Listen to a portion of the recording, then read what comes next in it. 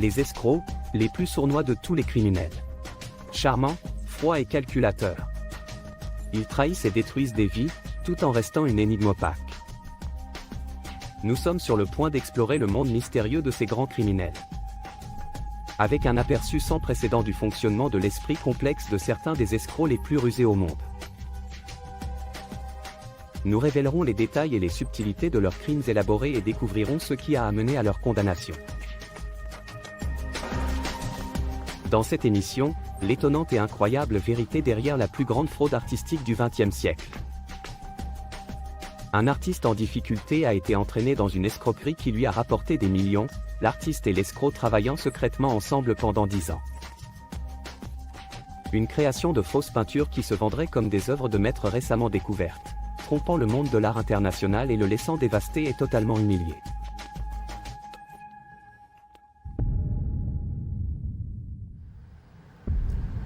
En ce qui concerne la fraude artistique au XXe siècle, l'affaire John Drew et John Miatt sont en tête de liste.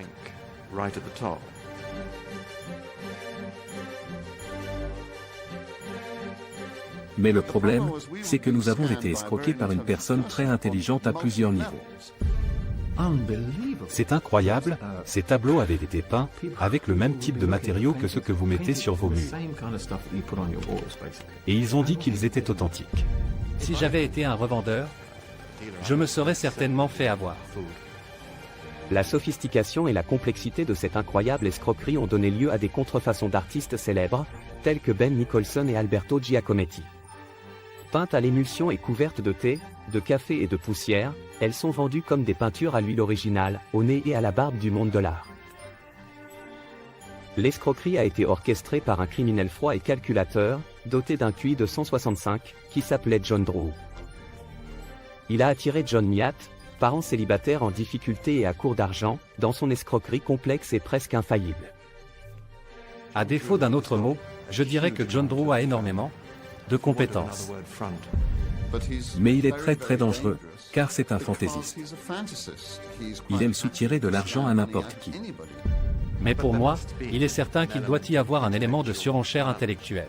Et de prendre le dessus sur des personnes qui se croyaient probablement très intelligentes.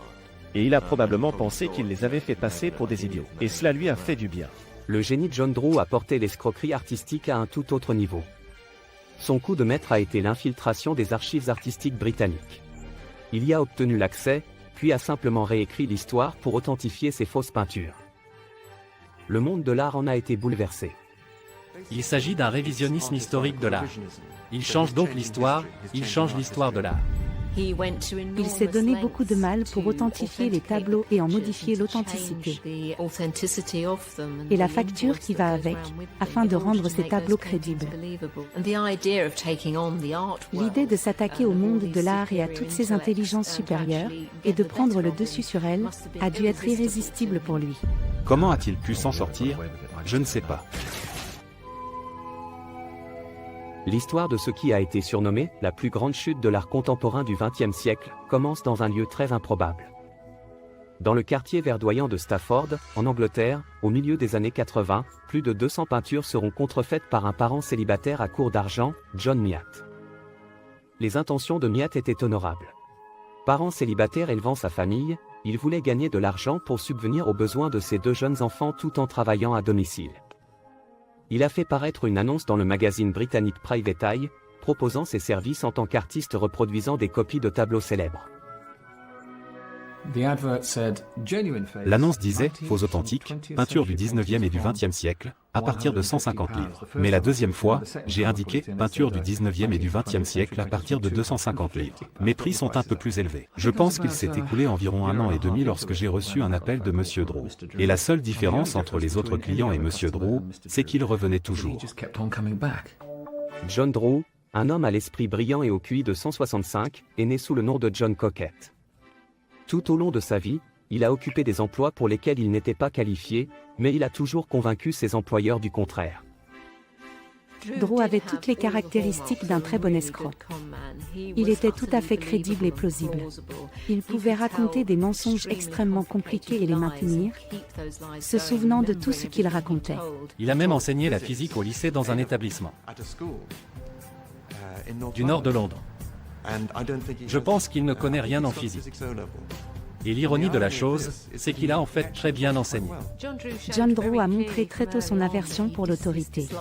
Il n'aimait pas travailler pour quelqu'un d'autre. Il voulait travailler pour lui-même. Il était assez arrogant à cet égard.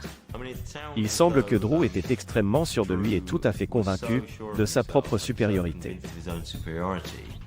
Ce qui a été soutenu, je suppose, par le fait qu'il a réussi. Pour lui, c'était la preuve qu'il était un cran au-dessus des autres, qu'il avait quelques longueurs d'avance. Lorsqu'il a contacté John Miatt, Drew, âgé d'une trentaine d'années, s'est fait passer pour un professeur de physique nucléaire qui avait besoin de tableaux pour décorer sa maison.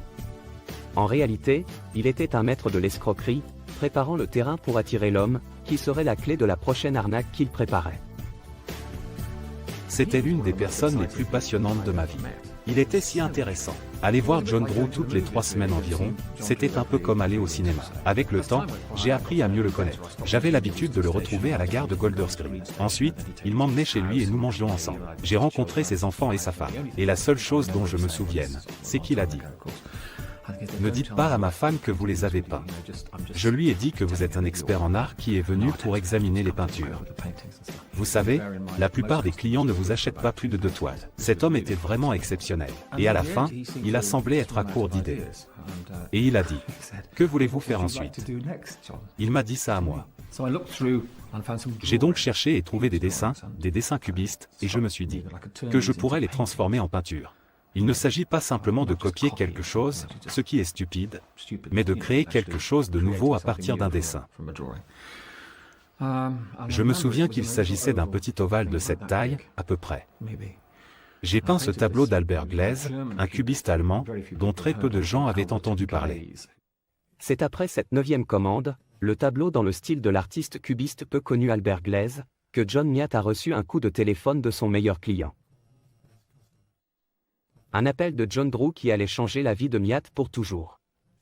Et transformer un hobby innocent en une vie sournoise et criminelle de malhonnêteté. Le téléphone a sonné et il m'a dit, vous savez le tableau d'Albert Gleizes que je vous ai acheté, je l'ai apporté chez Christie's et ils m'ont dit que c'était une œuvre très intéressante. Et ils le vendront pour 25 000 livres. Alors, voilà, vous préférez 250 ou vous voulez 12 500.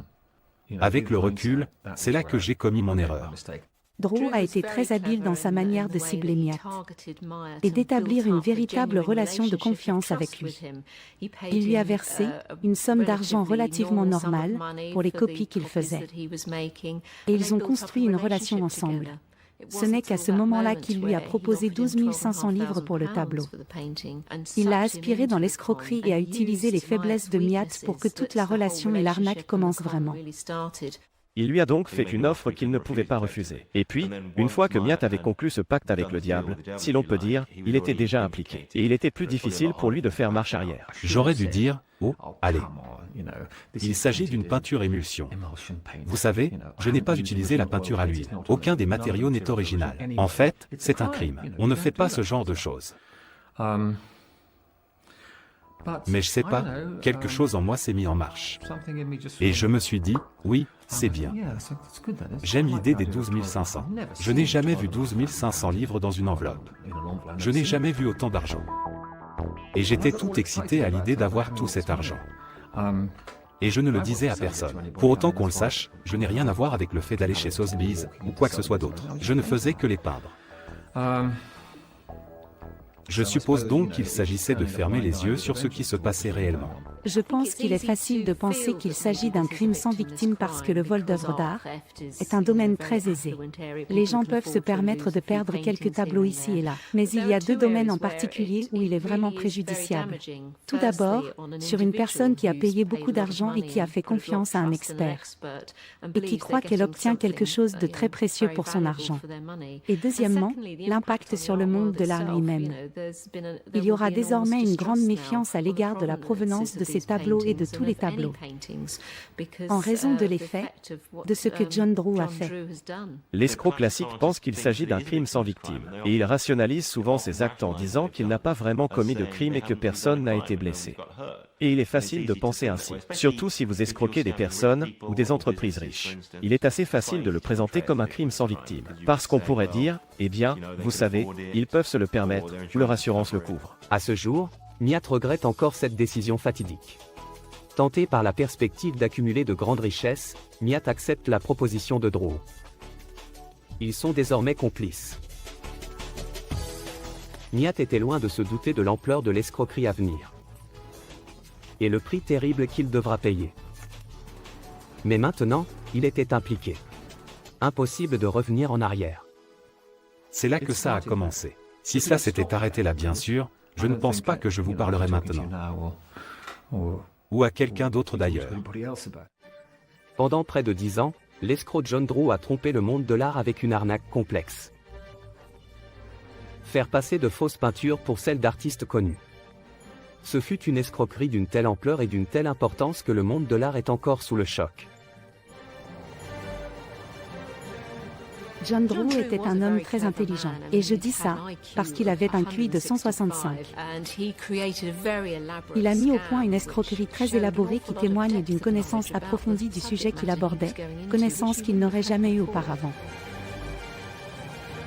Il avait accès aux meilleures librairies d'art du pays.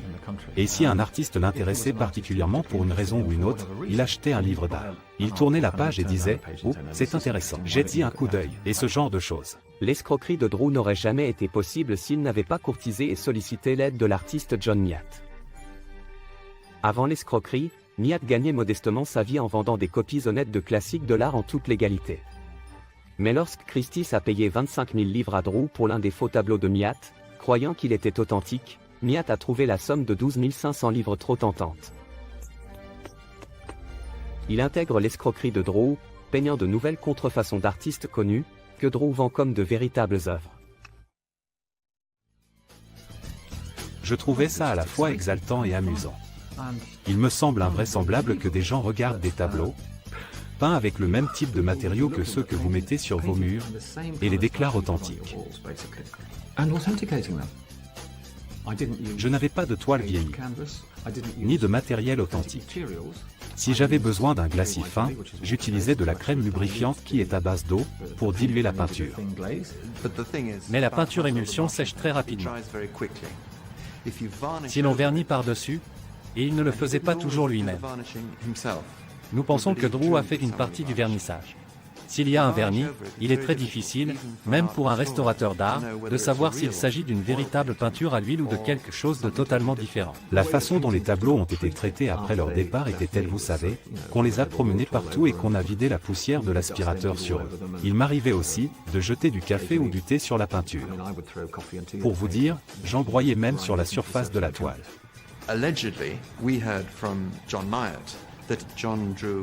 John Miat nous a dit que John Drew vidait le contenu de son aspirateur sur le tableau et le recouvrait de vernis. Peut-être l'a-t-il fait lorsque le vernis était encore humide. Il abîmait aussi les cadres. L'autre élément qui mérite d'être mentionné est la différence entre un faux et une contrefaçon. Dans le cas d'une contrefaçon, le dos de la peinture doit faire l'objet d'une réflexion approfondie. Le tableau vu de l'arrière. Beaucoup de gens savent à quoi ressemblent les tableaux vus de face. Mais ils ne sont pas aussi connaisseurs sur ce que l'on peut voir de l'autre côté. John Drew a également abordé ce sujet. Il prenait le tableau, le démontait, et y apposait de nouvelles bandes, des autocollants de galerie, des signatures et tout ce genre de choses au dos du tableau. Mais les peintures n'étaient qu'un élément de l'escroquerie. Dans un coup de maître, Drew a soigneusement veillé à ce que la légitimité des fausses peintures ne soit jamais remise en question. Selon lui, il était essentiel de donner au tableau une histoire. Ce qu'on appelle une provenance, un peu comme le carnet d'entretien de votre voiture. Les tampons dans le carnet et tout le reste, et il s'est donné pour mission de le faire. En ce qui concerne l'authentification d'une peinture, la première chose à faire et la plus importante est de regarder le tableau et juger la peinture, la calligraphie de la façon dont les coups de pinceau sont posés, l'équilibre des couleurs, en comparant à d'autres œuvres authentifiées de l'artiste. La deuxième chose la plus importante et qui est primordiale, c'est si l'image a une provenance. L'histoire des propriétaires précédents, surtout si elle vous renvoie à l'artiste, ainsi que les expositions auxquelles le tableau a participé. La provenance est donc très importante. Or, les provenances de ces toiles étaient extrêmement professionnelles. Je n'ai jamais rien vu de tel. Si j'avais été revendeur, je me serais certainement fait avoir. Et pour que l'escroquerie fonctionne, John Drew s'est présenté comme une coqueluche du monde de l'art. John Drew a fait un don de 20 000 livres au Tate. De ce fait, il était naturellement considéré comme un défenseur des arts. Il a dit qu'il souhaitait consulter les anciennes archives, ce qu'il a fait au Tate, et il s'est mis au travail. Il a travaillé d'arrache-pied. À ma connaissance, ce type de falsification de documents d'archives n'a jamais été réalisé à ce point. Avec des peintures, et pas à une telle échelle, et pas de manière aussi impudente, car il a quand même modifié des archives du Tate et du Victoria and Albert Museum, et un certain nombre d'autres archives également. Il fabriquait des catalogues d'exposition. Il sortait un catalogue d'une archive, y insérait une de mes nouvelles peintures, avant de le remettre en place. De sorte qu'un chercheur ne pouvait que confirmer que telle ou telle toile avait été exposée à tel ou tel endroit. Car c'est l'histoire qui valide la peinture, même si la qualité est médiocre. Rétrospectivement, la peinture de John Miatt n'est pas bonne du tout. Mais le problème, c'est que nous avons été escroqués par une personne très intelligente à plusieurs niveaux. Vous savez, j'apprenais. Je n'avais jamais fait cela avant. D'accord, certaines peintures étaient bonnes, mais d'autres étaient absolument horribles. La qualité est vraiment mauvaise. Je ne sais pas comment nous avons réussi à nous en sortir. Le problème est que les gens ne regardaient plus les œuvres d'art, ils se sont penchés sur les provenances. Ces tableaux nous sont parvenus, avec des certificats d'authentification émanant d'experts vivants. Qui étaient les meilleurs connaisseurs de ces artistes? Et les sources corroboraient leur dire. En d'autres termes, vos cerveaux sont brouillés. Vous dites « Attendez une minute, il a été authentifié ». Et vous le regardez avec une vision biaisée, chose que vous ne feriez pas en temps normal. Regardez, le tableau est dans un livre. Il est presque à 100% authentique. Drew avait conçu une arnaque presque parfaite. Jamais auparavant les archives n'avaient été trafiquées de manière aussi complète, de sorte que même les plus grands experts ont certifié des faux, pratiquement sans valeur, comme des œuvres d'artistes renommés. Ils ont ainsi été vendus pour des milliers de livres sterling. Les tableaux étaient vendus dans toutes les grandes maisons de vente aux enchères de Mayfair à Londres, ainsi que chez Christie's et Sotheby's. La plupart des tableaux ont été vendus entre 10 000 et 30 000 livres, tandis que d'autres atteignent les 100 000 livres. L'un des Giacometti de Miatt a été vendu aux enchères à New York pour 300 000. Plus de 150 000 livres pour une peinture qui n'a pris que 5 heures à John Miatt. Une autre peinture de Miatt, cette fois de Ben Nicholson, aurait également été vendue aux États-Unis pour 105 000 livres. C'était assez incroyable. Vous savez, quand John Drew dit qu'il a apporté telle ou telle peinture à un expert de renommée mondiale, et que cette personne avait authentifié les peintures, pour moi, c'était complètement absurde. Mais c'était presque drôle. Il vaut mieux en rire, non? Mais j'ai parfois du mal à en rire, parce que les sommes d'argent en jeu sont juste énormes. Certaines de ces personnes ne savent tout simplement pas de quoi elles parlent. Si quelqu'un veut vous escroquer et vous soutirer de l'argent, et qu'il a vraiment trouvé comment le faire, le problème, c'est qu'il le refera probablement. Qu'il soit un excellent vendeur ou autre. L'ampleur de l'escroquerie était sans précédent, et le monde de l'art n'en savait encore rien. Elle couvrait tout un éventail d'artistes, surtout britanniques, et modernes. Au total, nous estimons qu'il en a fait environ 200. Avec autant de tableaux à gérer, Drew a dû éviter les soupçons en impliquant d'autres personnes, qui n'étaient pas au courant de l'escroquerie. John Drew a mis en place plusieurs coureurs qui se sont rendus dans toutes les maisons de vente aux enchères. Il ne fallait pas qu'il y aille à chaque fois. Le même visage avec encore un autre tableau. Il a dû recruter un groupe de personnes qui ne savaient pas du tout que ces tableaux étaient des faux. Finalement, je pense qu'il leur a dit qu'il représentait un consortium de collectionneurs d'art. Le premier tableau que j'ai acheté au Larbin de Drew faisait partie d'un groupe que Christie's avait vendu très cher. Et je l'ai fait authentifier par Christie's. Il m'a coûté environ 5 500 livres. Cela représente une perte totale pour moi. Je suis sûr que l'argent joue toujours un rôle important dans ces arnaques. Les gens ne le feraient pas s'il n'y avait pas d'argent en jeu. La plupart du temps, l'argent est un facteur extrêmement important. Mais il doit y avoir un élément de surenchère intellectuelle. Cela devait être l'un de ses principaux facteurs de motivation. Ce n'était probablement pas l'argent, mais plutôt le fait de ressentir une certaine excitation d'avoir réussi son escroquerie, et de prendre le dessus sur des personnes qui se croyaient probablement très intelligentes. Et il a probablement pensé qu'il les avait fait passer pour des idiots, et cela lui a fait du bien. La caractéristique classique d'un escroc est ce besoin de se sentir meilleur que le commun des mortels, des gens lambda. Vous avez une longueur d'avance. Vous n'avez pas à travailler pour gagner votre vie comme tout le monde.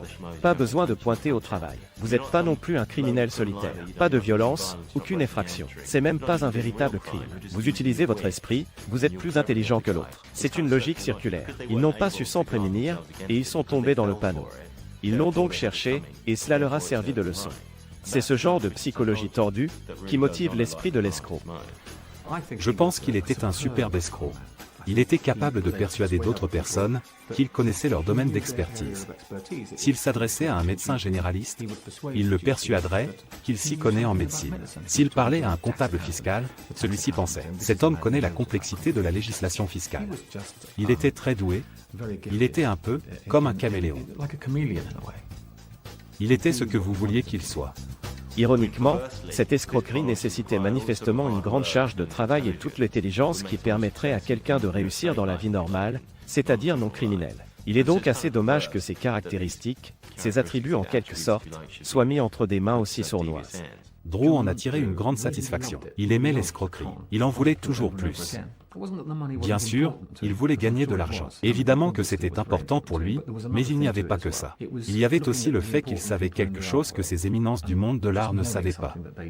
Et c'est ce qui l'a poussé à commettre l'erreur de recommencer encore et encore. Et bien sûr, plus vous faites ce genre de choses, et plus vous risquez de vous faire prendre. L'escroquerie fonctionnait à merveille. Mais le monde de l'art n'est pas entièrement convaincu. L'escroquerie complexe de Miat et Drew était sur le point de s'effondrer dramatiquement. Peter Nahum, marchand d'art à Londres en Angleterre, a commencé à avoir des soupçons lorsqu'on lui a proposé un deuxième tableau de Ben Nicholson. Nous avons examiné ce tableau en détail. Ben Nicholson a une écriture particulière. Il y avait une magnifique signature au crayon sur le verso. Il avait des étiquettes, l'authentification, etc. Et soudain, je me suis rendu compte qu'il s'agissait exactement des mêmes étiquettes, provenant d'une source complètement différente. Les mêmes étiquettes de galeries d'art des années 50 que l'autre. Il y a très peu de chances que deux Ben Nicholson proviennent de sources et de provenances complètement différentes, et qu'ils aient tous les deux figuré dans les deux mêmes expositions. C'est quasiment impossible. Ce n'était pas de grandes expositions. Il s'agissait d'expositions de petits marchands. Nous avons ensuite analysé la signature.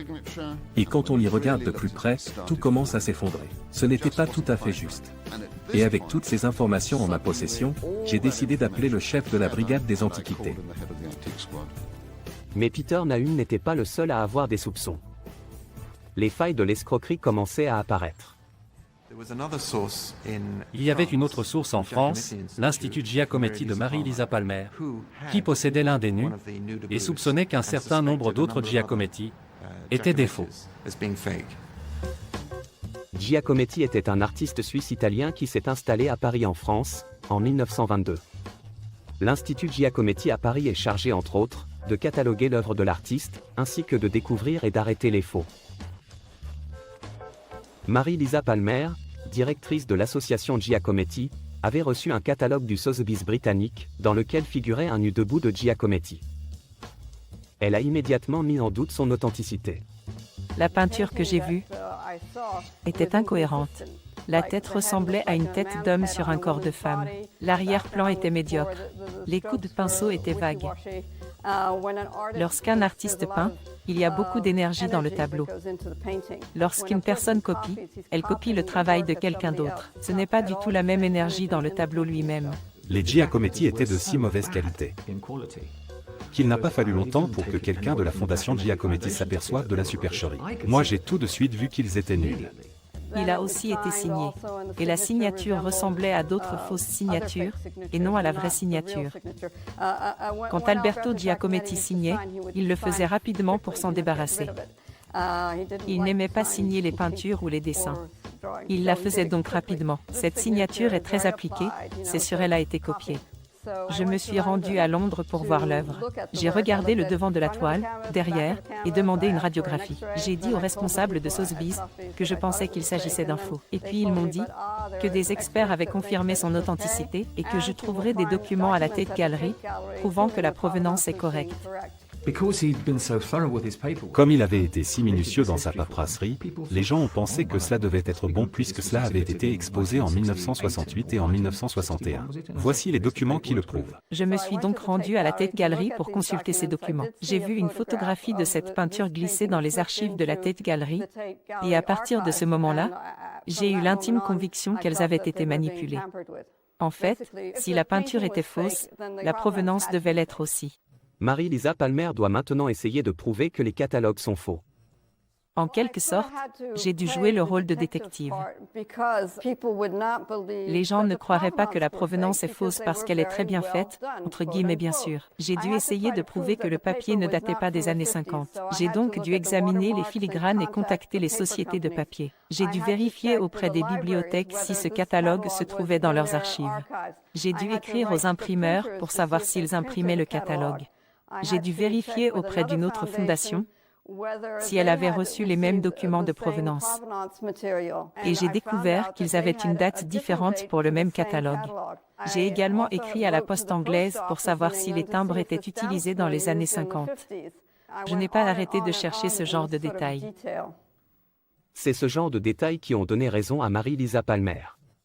Les experts ont confirmé que le papier utilisé, dans les catalogues présumés faux, ne datait pas des années 1950 comme il l'indiquait.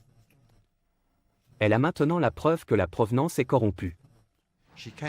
Elle est venue à Londres presque immédiatement, avec une énorme quantité de documentation et de photographies non seulement de vrais tableaux, mais aussi de faux, qui selon elle, correspondaient.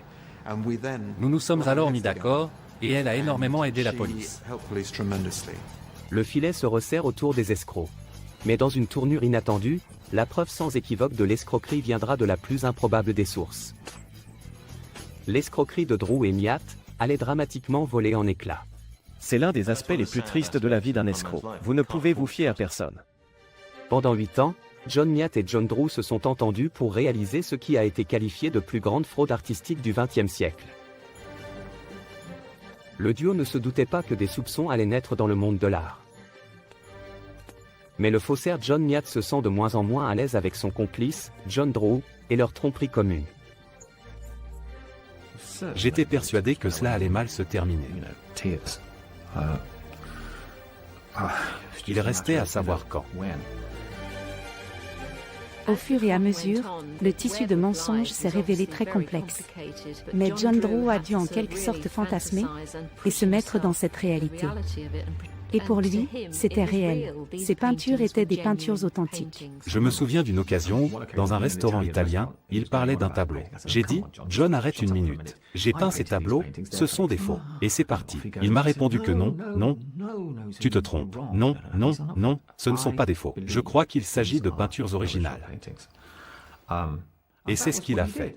Je suppose que c'est le secret de la réussite dans le domaine de l'escroquerie. Parce qu'une partie de vous doit se vendre à vous-même, en passant du côté gauche au côté droit du cerveau, ou quelque chose comme ça. Il faut se persuader qu'il s'agit des tableaux authentiques pour être crédible. La façon dont Drew a expliqué qu'il ne s'agissait pas de faux, mais de véritables œuvres d'art, indique peut-être qu'il était un exemple de ce que les psychologues appellent la personnalité sujette à la fantaisie. Or, une personnalité sujette à la fantaisie a du mal à faire la différence entre les faits et les fantasmes. Et il n'était littéralement pas très doué pour faire la différence entre ses mensonges et la vérité. Il en est venu à croire que ses mensonges étaient la vérité, ce qui aurait fait de lui un escroc beaucoup plus efficace. J'étais de plus en plus convaincu que nous allions nous faire prendre. J'ai donc fini par arrêter, et je n'ai pas peint pendant environ quoi ? 1 an. Ce fut une belle année. C'était en 1994 ou 1995, si je me souviens bien.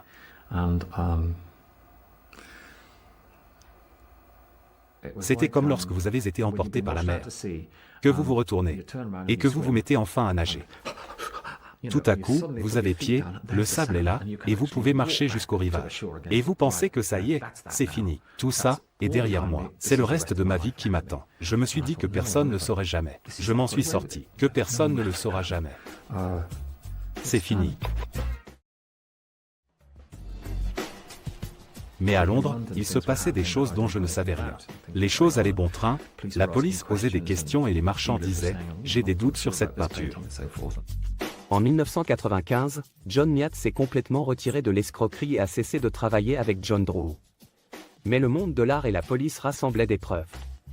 Et se rapprochaient de la capture des escrocs, qui ont créé environ 200 peintures et trafiqué les principales archives du Royaume-Uni, pour les faire passer pour des œuvres légitimes. Les destins de Miatt et de Drew ont été scellés, par un coup extraordinaire provenant d'une source inattendue. La concubine de John Drew, Bathsheba Goldsmith. Bathsheba s'est brouillée avec John. Du coup, il a quitté la maison et laissé toute sa paperasse derrière lui. Elle a mis tout ça dans un grand sac en plastique à l'arrière de sa Mercedes et l'a déposé sur le bureau d'un commissariat de police. Elle est entrée et a dit « Vérifiez ça, je sais qu'il y a quelque chose de louche ». Il est intéressant de noter qu'il s'est fait attraper parce que sa concubine l'a dénoncé. Car l'une des premières règles d'un escroc est de ne pas s'attacher. Plus il y a de gens impliqués, et plus il y a de chances que quelque chose se passe mal. C'est le plus triste dans la vie d'un escroc. Vous ne pouvez vous fier à personne. S'il veut réussir, il ne peut pas avoir d'attache. Et ce qui s'est avéré être son talon d'Achille, c'est sa maîtresse. Et elle nous a donné un sac poubelle rempli de provenance, de petits négatifs, de photographies, d'une énorme quantité de papier et de feuilles Xerox de peinture. C'était un énorme puzzle que j'ai résolu à la brigade de lutte contre la criminalité organisée dans les semaines qui ont suivi. L'ensemble des preuves présentées par l'ex-partenaire de Drew, ainsi que les informations fournies par des experts en art, tels que Peter Nahum et Mary-Lisa Palmer, ont provoqué une réaction en chaîne. Cela a permis de mettre au jour d'autres preuves accablantes, lorsque la police a finalement agi un matin d'automne à Stafford, en Angleterre. Les documents indiquent que John Miatt était l'auteur de l'escroquerie. Une équipe s'est donc rendue à Stafford pour l'amener. Il est 6 heures du matin, je suis allongé dans mon lit, quand on frappe à la porte. J'ai ouvert la fenêtre de la chambre et j'ai regardé en bas. Et je vois une dizaine de personnes qui se tiennent sur le chemin. Le type brandit un truc et dit « Je m'appelle Jonathan Searle, je suis de la brigade des arts et antiquités de Scotland Yard. » Quand je suis entré chez lui, j'ai vu un très beau dessin qu'il avait fait de son fils, et sur lequel il avait griffonné des numéros de téléphone et autre chose. J'ai tout de suite su que nous avions affaire à quelqu'un qui savait dessiner. Et si on sait dessiner, on sait peindre. Puis j'ai regardé en haut des escaliers, et j'ai vu Giacometti accroché au mur. Nous savions donc qu'il s'agissait de notre homme. Je l'ai su à ce moment-là. Cette partie de ma vie, ces 12 mois, où j'ai vécu au pays des merveilles vraiment. C'était vraiment le pays des merveilles. Puis la réalité m'a frappé de plein fouet. Il a été très raisonnable, et manifestement un peu sous le choc. C'était affreux, c'était loin d'être plaisant. Mais toutes les questions qu'il posait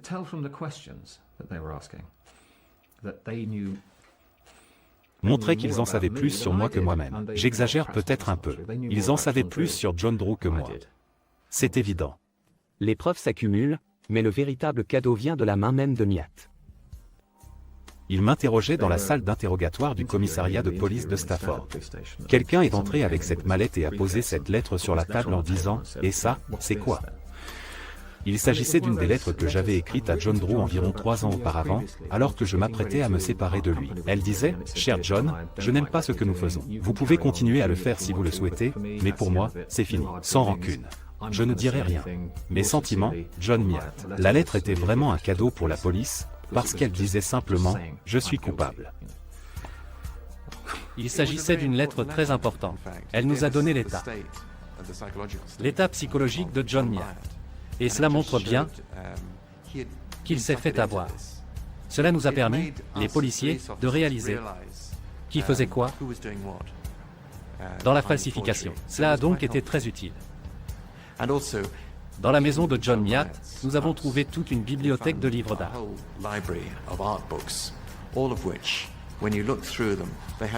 Tous ces documents contiennent des pages cornées sur le type de peinture que John Drew voulait qu'il réalise.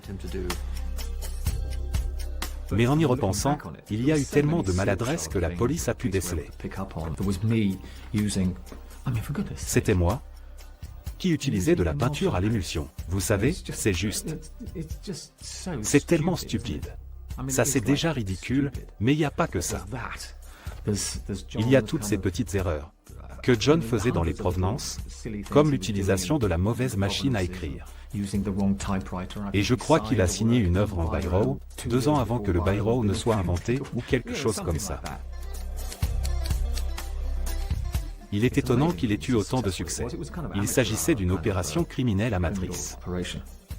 Mais le succès a duré longtemps. C'est invraisemblable. Je n'arrive toujours pas à y croire. C'est l'une des choses les plus stupides qui se soit jamais produite. Compte tenu des nombreuses preuves déjà réunies, John Miatt a décidé de coopérer avec la police. J'ai dit d'accord, je me rends. C'était la meilleure chose à faire. Je me sentais mieux. D'une certaine manière, vous avez contribué à réparer une partie du mal qui avait été fait. La partie était finie. Grâce à l'honnêteté de Miatt, l'affaire s'est encore renforcée. Après avoir fait passer plus de 200 faux tableaux et corrompu les archives du TAT et du VIA, la police a finalement arrêté John Drew. Nous l'avons trouvé très charmant, affable, intelligent, très intelligent avec un QI très élevé. Très bonne mémoire. Nous avions beaucoup de mal à croire tout ce qu'il disait. Nous avons trouvé un certain nombre de preuves falsifiées. Et il a tout nié. Il a dit qu'elles sont authentiques. Il est passé devant le tribunal en affirmant cela. En fait, il a déclaré que tout le lot était tout à fait authentique, malgré les preuves médico-légales et les dépositions de tous les témoins. De plus, il a déclaré qu'il s'agissait d'un complot du Mi-5. C'est une absurdité. Drew et Miatt ayant été inculpés, le tribunal s'est prononcé. Drew ne semblait pas prêt pour sa vie derrière les barreaux. Nous sommes allés jusqu'au bout, devant le tribunal de première instance. John se présentait au tribunal et faisait semblant d'avoir une crise cardiaque. Et il devait alors ajourner l'affaire. 6 mois plus tard, nous étions de retour au tribunal de première instance et il faisait une nouvelle crise cardiaque dans le hall, et il repartait. Il a fallu 3 audiences du tribunal pour que le magistrat dise « Écoutez, même s'il doit être transporté sur une civière, faites-le entrer. » Après plusieurs faux départs, Miatt et Drew se sont donc rendus à la Crown Court. Et ont fini à la Crown Court de Southwark. Je savais ce que j'allais faire. J'allais plaider coupable, et c'est tout. Et c'était la meilleure chose à faire. J'étais coupable. Donc je voyais pas l'intérêt d'essayer d'y échapper. Malgré la culpabilité de Miatt, Drew a plaidé non coupable. 2 jours après le début du procès, John Drew a renvoyé son avocat et a choisi de se défendre lui-même devant le tribunal, sans avocat. Je pense que le fait que Drew ait choisi de se représenter lui-même en dit long sur sa psychologie. Parce qu'il me semble que c'est un exemple classique d'escroc sociopathe, qui se croit plus malin que les autres, qui pense qu'il est meilleur que les autres, qui pense qu'il n'a pas besoin de s'embarrasser d'un avocat ou de qui que ce soit d'autre, qu'il peut faire beaucoup mieux qu'eux. C'est un exemple classique de l'illusion qu'il avait, je suppose. Il s'est très bien défendu. Comme je l'ai dit, il est brillant, il a un très bon esprit et une excellente mémoire. Mais au tribunal, il a donné ses qualifications en tant que professeur et nous avons tout fait pour essayer de savoir exactement d'où il tenait ses qualifications. Il nous a dit qu'elles venaient d'Allemagne. Je ne sais donc pas quelle est la part de vérité et quelle est la part d'erreur. Le fait qu'il se soit représenté lui-même devant le tribunal montre une arrogance totale et un mépris de l'autorité. Il ne pensait pas que quelqu'un d'autre était capable de le représenter. Dans une démonstration éhontée d'arrogance, John Drew a contre-interrogé des représentants du monde de l'art qu'il avait lui-même tenté d'arnaquer. On m'a demandé de témoigner au tribunal. Et comme M. Drew estimait qu'il n'avait pas besoin d'avocat, c'est lui qui a posé les questions. Et c'était assez drôle, je dirais. À un moment donné, il m'a posé une question sur une certaine œuvre. Et il mélangeait tout, il mélangeait toutes ses œuvres, et j'ai dû le corriger à ce sujet. S'il a pu réaliser cette escroquerie, ou même la tenter, c'est en partie parce qu'il se croyait plus malin que les autres. Mais bien sûr, c'est en soi la raison de sa chute, si l'on peut dire. Parce qu'il se croyait plus malin que les autres, il a cessé d'être suffisamment prudent et s'est laissé piéger. J'ai été témoin à son procès, qui était assez surréaliste, puisque Drew n'avait pas d'avocat, et qu'il se défendait lui-même. Et le fait d'être interrogé par l'homme que j'avais placé là, ou qui était l'une des personnes que j'avais placées là, a été une expérience assez étrange. Il m'a posé quelques questions sur l'authenticité. Je pense qu'il essayait de montrer que je n'étais pas un très bon expert et que je ne savais pas ce que je faisais. Mais lorsque je suis descendu de la barre des témoins, j'ai entendu l'avocat de la couronne dire « Drew n'a rien fait avec ce témoin. » Après un procès de 4 millions de livres sterling qui a duré près de 6 mois, le jury a été ajourné pour décider du verdict dans l'affaire surnommée la plus grande fraude artistique du XXe siècle. Pendant 8 ans, John Nyatt et John Drew ont escroqué le monde de l'art en soutirant des sommes exorbitantes, en vendant de faux tableaux comme s'il s'agissait de classiques redécouverts. En 1998, la loi les a finalement rattrapés. Les médias ont qualifié leur escroquerie comme la plus grande fraude artistique du siècle. À ma connaissance, il s'agit de loin de la plus grande fraude artistique du XXe siècle en termes d'ambition, de portée et d'expertise. Il ne s'agit pas seulement du nombre d'artistes, mais toute la manière dont cela a été perpétré.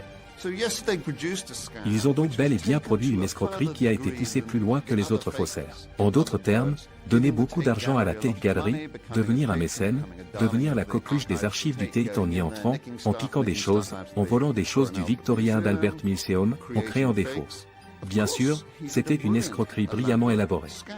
Cette arnaque était très unique dans la mesure où les faux eux-mêmes étaient bien faits. Le tableau était bien réalisé. Le système de soutien pour l'établissement des preuves était brillant. L'infiltration dans les archives a été extrêmement professionnelle. À défaut d'autres mots, John Drew a énormément de compétences. Après presque 6 mois de procès, le verdict était imminent pour les escrocs qui avaient trompé le monde de l'art. Je me promenais dans la Crown Court de Southwark et des gens étaient dehors en train de parier sur la durée de ma peine.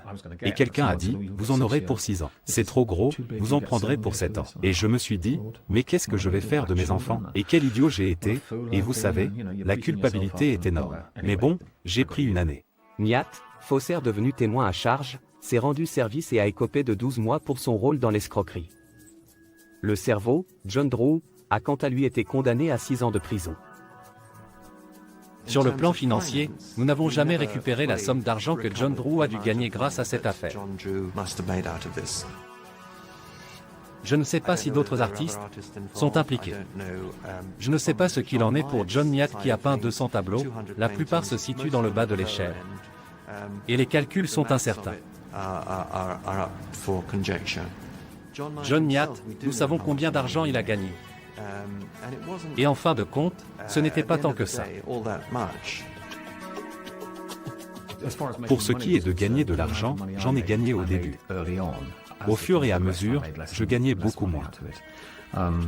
Si j'avais continué à enseigner pendant 6 ans, je pense que je gagnais environ 12 000 livres par an en tant qu'enseignant à ce moment-là. 12 500, peut-être. J'aurais gagné à peu près la même somme d'argent en tant que professeur suppléant qu'en tant que criminel. Mais il a manifestement gagné 1,5 million de livres. Voilà. L'argent que John Drew a gagné grâce à cette escroquerie reste un mystère.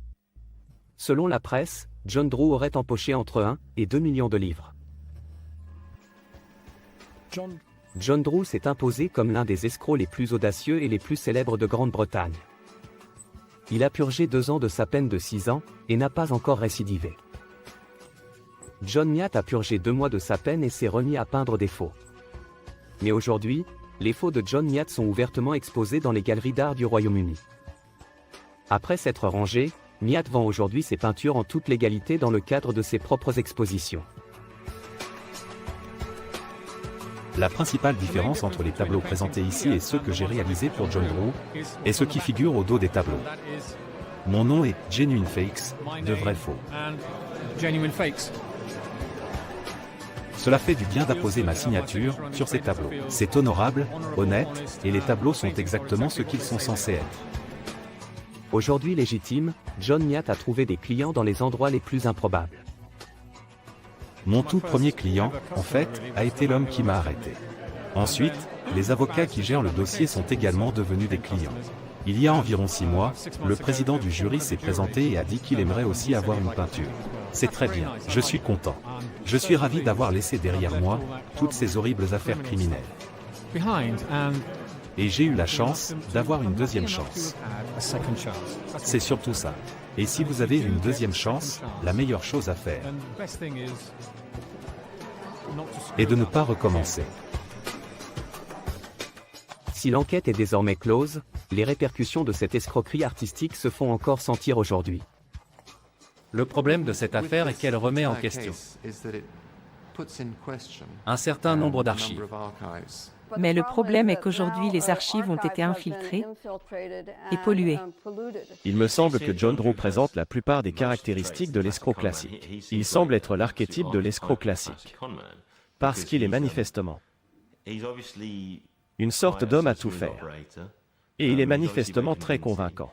Il est heureux de pouvoir évoluer dans la haute société pendant plusieurs années, sans craindre d'être repéré. Pour continuer à monter cette arnaque, qui est une arnaque audacieuse, sans craindre d'être détecté. Il est capable de s'adapter et d'être ingénieux.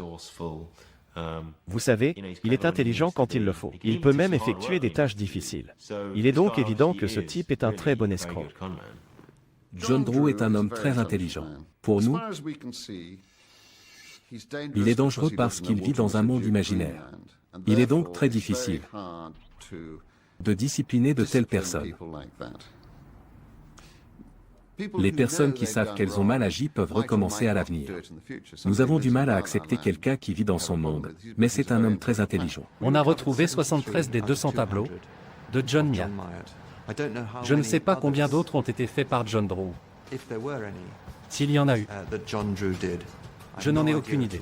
Ils peuvent être n'importe où. Ils peuvent se trouver au Japon, aux États-Unis, en Europe, n'importe où. Personne ne sait sur quel mur sont accrochés aujourd'hui les faux non retrouvés de ces incroyables escrocs. Il est difficile de le savoir.